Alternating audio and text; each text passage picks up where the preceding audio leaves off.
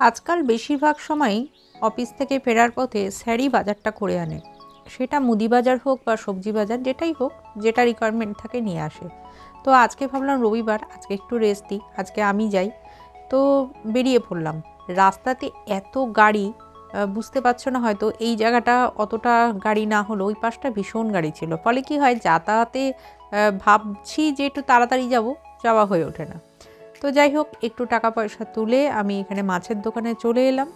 আজকে মাছ যেটা কিনবো বলে গেছি, এই দাদার কাছে যে মাছটা সাধারণত থাকে, অনেক রকমই থাকে, সেটা হচ্ছে চিংড়ি মাছটা ভেবেছিলাম, কারণ অল্প এঁচোড় আছে, ভেবেছি মানে চিংড়ি মাছ দিয়ে এঁচোড়টা করব।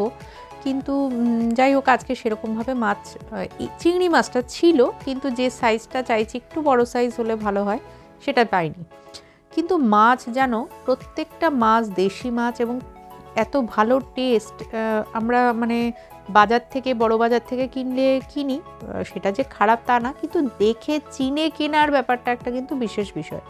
খারাপ খারাপ বলবো না, তবে অনেক সময় কি হয়, বাইরের মাছের সেই টেস্টটা থাকে না যেটা পুকুরের বা ভালো মিষ্টি জলের মাছের থাকে। আমি এই বৌদির মানে দুজন হাজব্যান্ড ওয়াইফ এখানে থেকে একটু সবজি নিয়ে নিলাম। আজকে বাড়ি ফিরে দেখি স্যার চা বানিয়েছে, চা বানিয়ে ঢাকা দিয়ে রেখেছে। তো সকাল থেকে যেহেতু বেরিয়ে পড়েছিলাম কয়েকটা বিষয়গুলো নিয়ে, সেই জন্য আর টিফিনটার খুব একটা আমরা ভারী টিফিন খাইও না, হালকা কিছু খাই। তো আজকে মুড়ি নিয়ে নিয়েছি, মুড়ির মধ্যে চানাচুর দিয়েছি। তো শশাটা যেহেতু ফ্রিজে ছিল, শশার কাটিনি।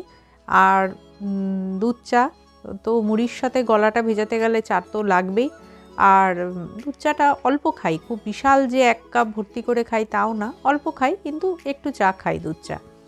তো আজকের দিনে যেটা সবাই বলে যে চা খেলে বাবা লিকার চা খাও, গ্রিন টি খাও, তো সেসব ধারধারি না। সাইজটা খুব বড় না হলেও মাছটা কিন্তু খুব ফ্রেশ ছিল, একদম টাটকা মাছ, ছোট মাছ একটু। আর বানাচ্ছি এখানে পোস্ত দিয়ে একটু সর্ষে দিয়ে করব ভাবছি। আর ভাতের মধ্যে এখানে দিয়েছি কুমড়ো সেদ্ধ। সকালের দিকে আজকে বেরোতে একটু দেরি হয়ে গেছিলো, 9টা, হ্যাঁ 9:30টার পরেই বেরিয়েছি। তো সেই জন্য ভিড়ও ছিল। আর একটু আগে গেলে কি হয়, ভিড়টা হওয়ার শুরুতেই নিলে দাঁড়াতে হয় না। এবার কী হয় বলো তো, কেউ আগে নিচ্ছে, তখন সেই সময়টা বলে মানে তাড়াতাড়ি আমাকে আগে ছেড়ে দিন, এটা বলাটা ঠিক ঠিক না, এটা আমার মনে হয়। কারণ সেও অনেকক্ষণ দাঁড়িয়ে আছে, প্রত্যেকেরই দরকার বাড়িতে আছে। হ্যাঁ, কেউ হয়তো বেরো হয়ে কারো কিছু কাজ আছে, যাই হোক, ব্যক্তিগত একটা ব্যাপার থাকে। তো ভিড় প্রচণ্ড ছিল, ফলে একটু দাঁড়াতে হলো। আরেকটা সমস্যা হয়েছিল যে সবজি দাদা আর কি মাছ বিক্রি করছেন, মানে কাটছেন বিক্রি করছেন, ওনার ওয়াইফ আবার দেখতেই পেলে সবজি নিয়ে বসেছেন, দুজন দুদিকটা সামলায়। ওনাদের মেয়ে পড়ে আসছিল, তো পড়ে যখন আসছিল, এখন কি হয়, রাস্তাঘাট অনেক সময় এত ক্লামসি, কিছু গাড়ি হঠাৎ করে এমন একটা টাইম, ধরুন 10টার টাইম, 12টা, দুটো, এই দুটোর টাইম আর দুপুরের দিকটা অতটা ভিড় থাকে না, কিন্তু এই যে পিক আওয়ার্স যেগুলো 10টার দিকে বা সন্ধেবেলাটা একটু বেরোনো টেরোনো, সবাই হয়তো ফিরছে, এরকম একটা টাইমে প্রচুর একটা অবস্থা থাকে যেখানে গাড়ি ঘোড়াটা এলোমেলো কিছু চলে। আর কাঁথিতে একটু এলোমেলো গাড়ি ঘোড়া চলে আমার মনে হয়। কিছু সময় হয়তো হর্নই দিল না পিছন থেকে, সামনে দিয়ে বেরিয়ে চলে গেল, হয়তো সিগন্যাল দিচ্ছে গাড়ি 4 চাকা এক সাইডে যাবে, সেটাকে যে সাইডে দিচ্ছে ইন্ডিকেটারটা তার উল্টো দিকে ঘুরছে। তো এরকম কিছু আছে। তো বাচ্চাটা পড়ে গেছে, ওনাদেরই মেয়ে, মা আর কি, বাবা মা দুজনেই, একজন সবজি বিক্রি করছেন, একজন মাছ কাটছে। তো মেয়েটাকে আর কি পড়ে আসছিল, এসেছে, ওকে চা আনতে পাঠিয়েছে, পাশেই দোকানে চা হচ্ছে, চা আনতে পাঠিয়েছে। ব্যাস সেই সময় মেয়েটা বুঝতে পারিনি, চায়ের দিকে মানে কনসেন্ট্রেশনটা ছিল, হট করে একটা বাইক এসে ধাক্কাটা মেরেছে। যাই বিশাল কিছু হয়নি। তো লোকজন ধরো হয়ে গেছে স্বাভাবিকভাবে, বাচ্চা মেয়ে, পিঠে ব্যাগ রয়েছে, তো ওই জন্য ছুটে সবাই আর কি যাওয়া হলো, কিন্তু কোনো অসুবিধা হয়নি, কিন্তু একটু হাতে টাতে তো লেগেছে। মাও অস্থির হয়েছে, সবজি টবজি ফেলে দৌড় মেরেছে, বাবাও তাই করেছে। তো যাই হোক, আজকাল রাস্তাঘাটে চলাফেরা বড়দের তো আছেই, ছোটরাও তো অনেক সময় সাইকেল টাইকেল নিয়ে ইত্যাদি যাওয়া আসা করে, সাইকেল হোক বা নিজে হেঁটে যাওয়া হোক। সাবধানতাটা থাকলেও বিপদের জন্য তো ভয় লাগে। তো সেই জন্য একটু দেরিও হলো।